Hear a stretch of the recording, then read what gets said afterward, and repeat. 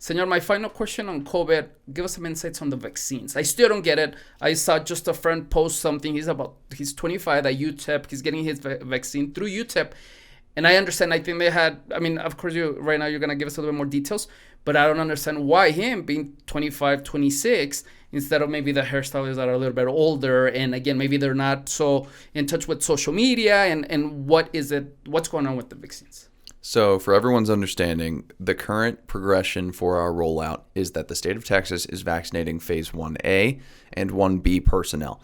Phase 1A is anyone you would think of as frontline workers who are going to be nurses and people treating COVID patients, but also a ton of other positions like emergency services, firefighters who drive ambulances, pretty much everyone you can think of under first responders. And that's Phase 1A. Phase 1B, though, Texas was the first state in the entire country to kind of break from the CDC and decide to move into Phase 1B. And this was a very deliberate decision because it opened up the vaccine pool for possible registrants to so many more million people in the state. And Phase 1B is people over the age of 16 with underlying conditions or severe conditions that would make you more prone to a severe reaction to COVID-19. And it just anyone over 16 that would have things like diabetes or asthma or conditions that would classify you as high risk, but also people over the age of 65, just anyone. So they're all eligible for the vaccine. That's where we stand in terms of today's rollout, but there's no real difference in the priority of the two groups at this point. They're both it's open season for both of them if you can get a slot, right? Because UTEP got their own batch of vaccines. 975. Like. Yeah. Are they following that protocol though? They're following their own. I mean, I know their staff maybe or their elderly. If you're over the age of 16, the current system in El Paso is based on the honor system for Phase 1B. Oof. You don't need to present a doctor's note. You show up and tell them that you are asthmatic and you can get a vaccine. Okay. Well, that explains a lot. You, my friend that got the vaccine, I really hope that was just but okay, that makes sense. No, I mean, a ton of people are concerned about it, right? Again, that could be the case. Mm-hmm. It's just that, again, there's so many questions. And then I think one of the things you were covering maybe today or yesterday was that, I mean, what if, again, I don't know about this. I don't hear about this. The hairstylists maybe don't speak English. How can they contact someone? How do they sign up if maybe they're not in social media or maybe, again, they don't know about this? So right. The city's list is managed through epstrong.org and a new website that they launched, which is vaccineep.org. They have a new registration site that's supposed to make things a lot smoother, but everyone's seen these stories about the concerns that they have. Like, hey, my 30-year-old neighbor just got vaccinated yesterday. He's healthy as can be, and my grandma can't get a slot. What's going on? Unfortunately, that's a nationwide issue, right? Nobody's happy with the way that this rollout is going, and that's a product of the supply.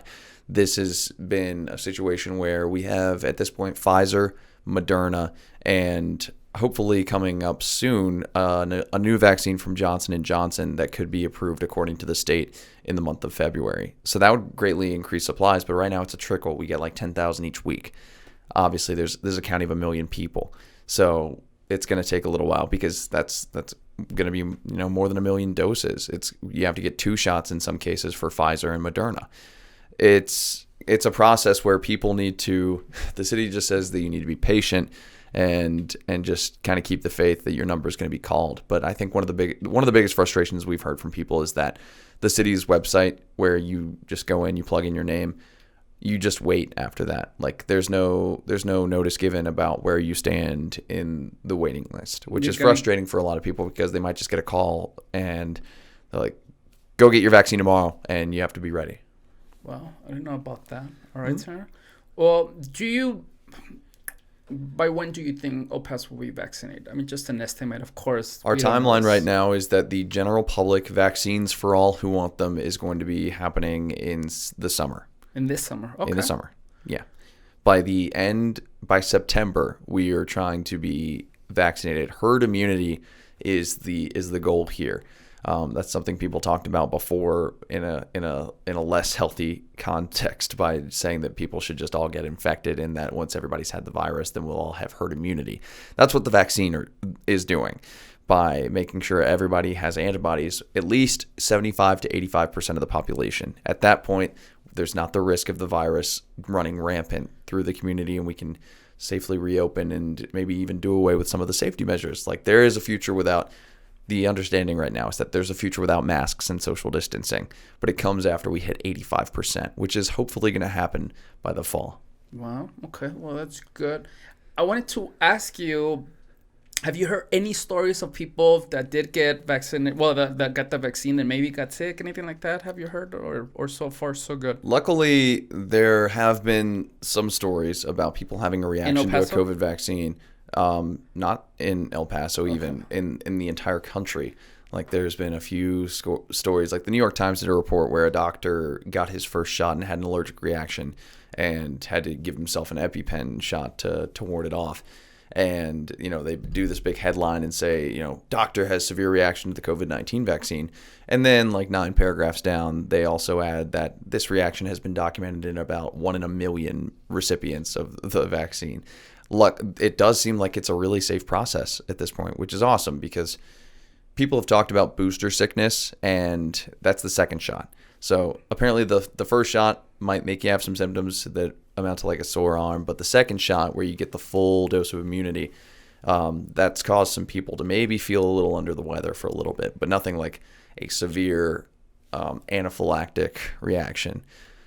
So that's something I think people have worried about, but from my understanding, it's not serious. It's just like, hey, your shot's working.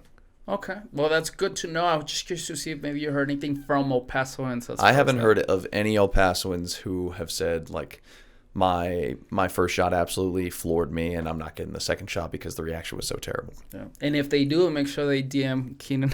Of course. Have you had an issue with the COVID-19 vaccine in El Paso? Do you get